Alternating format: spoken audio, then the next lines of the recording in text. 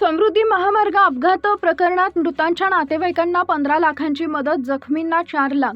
आज दिनांक 2 फेब्रुवारी रोजी दुपारी 12 वाजता मिळालेल्या माहितीनुसार जालना जिल्ह्यातील समृद्धी महामार्गावर झालेल्या भीषण अपघातानंतर मृतांच्या नातेवाईकांना अखेर आर्थिक मदतीबाबत दिलासा मिळाला आहे। या अपघातात मृत्यू झालेल्या 8 महिलांच्या कुटुंबियांना गुत्तेदाराकडून प्रत्येकी 15 लाख रुपये तर जखमींना प्रत्येकी 4 लाख रुपये मदत देण्याचा निर्णय घेण्यात आला आहे। या प्रकरणी आमदार अर्जुन खोतकर आणि आमदार नारायण कुचे यांच्या मध्यस्थीने तोडगा निघाला। अंबड चौफुली येथील शासकीय विश्रामगृहात या संदर्भात महत्त्वाची बैठक पार पडली।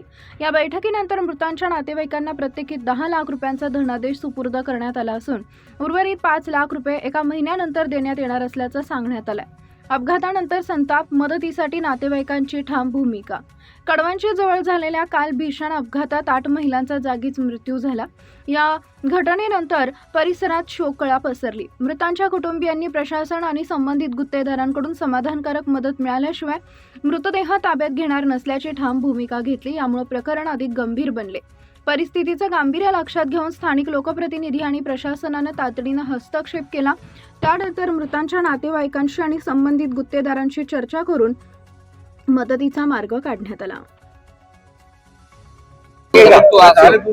काय सांगाल? खर तर न होवाशी घडलेली आहे। आज मृतांच्या वारसांना मदत देण्यात आलेली आहे, काय सांगाल? अरे तो मूळ खर तर वाईटातून चांगलं ज्याला म्हणतात किंवा चांगलं तर म्हणता येणार नाही, पण वाईटातून जे घडलं त्या कुटुंबाच्या प्रती ज्या भावना सर्वांच्याच तीव्र आहेत आणि त्यामुळं मी असेल, माननीय नारायणराव कुचे असतील, भाऊसाहेब असेल, आमचे सर्व सहकारी असतील, आम्ही सर्वांनी प्रयत्न केले। काल घटना घडल्या 5 मिनिटांमध्ये ही घटना मला कळाली। मी माननीय गायकवाड साहेब, माननीय शिंदे साहेब, माननीय मुख्यमंत्री यांच्याशी बोललो आणि तातडीनं शासनाने मदत केली पाहिजे असंही घोषित केलं। यामध्ये नारायणरावही नंतर माननीय मुख्यमंत्री महोदयाशी बोलले आणि शासनाने 5 लाखाची मदत जाहीर केली आणि आता कॉन्ट्रॅक्टरने आज 10 लाख रुपये आणि 1 महिन्याने 5 लाख रुपये असं देण्याचं ठरवलं। जे जखमी कुटुंबाला 4 लाख रुपये देण्याचे ठरवलेले। मला वाटतं की ही त्या जीवाची किंमत होऊ शकत नाही, परंतु त्या गरीब परिवाराला एक मोठा आधार होऊ शकतो। अनेकांची कुटुंब उघड्यावरती पडलेले आहेत।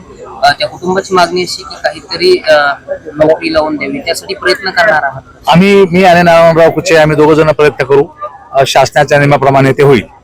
तर काल तुम्ही अपघात झाल्यानंतर दोघेही, तुम्ही आणि खोतकर साहेब, घाटी रुग्णालयात तात्काळ दाखल झाले। या प्रकरणाची माहिती मुख्यमंत्र्यांना दिली, शिंदे साहेबांना दिली। आज मदत वाटप करण्यात आलेली आहे, काय प्रतिक्रिया तुमची? खरं म्हणजे आता आदरणीय खोतकर साहेब असतील, भाऊसाहेबजी असतील, भगवान म्हात्रे असतील, एनसीपीचे तालुका अध्यक्ष तैलस तात्यामंतन असतील, आरपीआयचे नेते दिनेश आत्माने असतील, भरत सांबरे आणि सगळे गावातले सरपंच वगैरे।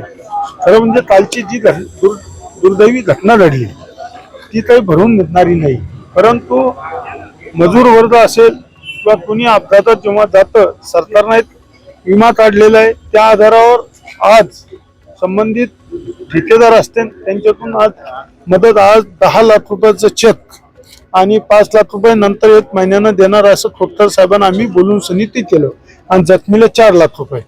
आणि आदरणीय काल मुख्यमंत्री महोदयाला मी बोललो होतो, खोतकर साहेब बोलले होते, MSRTC व्यवस्थापकीय संचालक यांच्याशी बोललो, उपमुख्यमंत्री महोदयाशी बोललो। हे मिळाल्यावर त्यांनाही शासनानं सुद्धा 5 लाख रुपयाची मदत देण्याचं कबूल केलं। म्हणजे तेही 4-8 दिवसात तेही निधी येऊन जाईल त्या परिवाराला, पण कधीही हे भरून न निघणारे असते, पण त्या परिवार गरीब आहे, मजूर आहे, त्यांच्या वारसाला उभा राहण्यासाठी ही मदत करण्याचं काम केलंय। त्याच्यामुळं आता जे जायचं ते झालं।